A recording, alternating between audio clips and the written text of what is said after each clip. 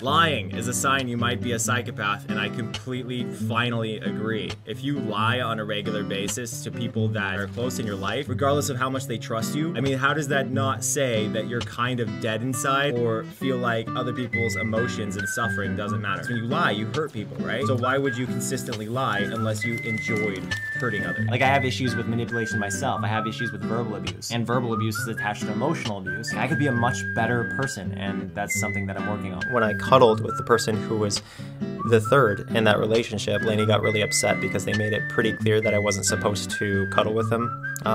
But I said I wouldn't do anything that friends wouldn't do. And I've cuddled with friends before, so it was my way of manipulating my way into getting permission to cuddle.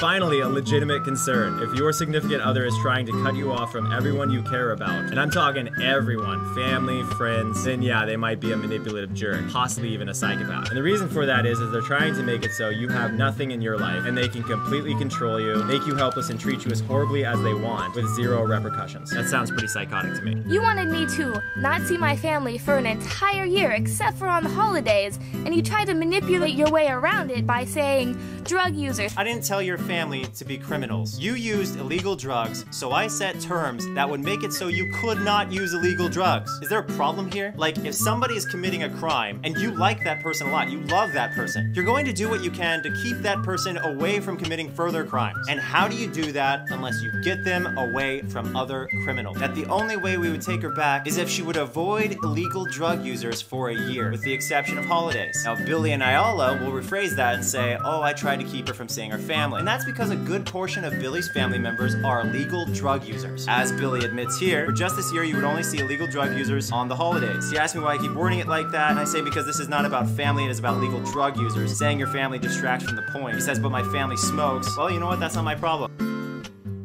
Someone comments on Instagram, multiple exes of yours say you're abusive, enough said. Yep, that is the go-to description of a person's ex, is abusive. I have regularly called people that I'm with a fucking bitch, fucking dumb. I've called people cunts. I call people lots of names. It's kind of obvious that I'm gonna use that language. I'm not saying that's okay. I'm just saying that's true. I am verbally abusive. I say verbally abusive things.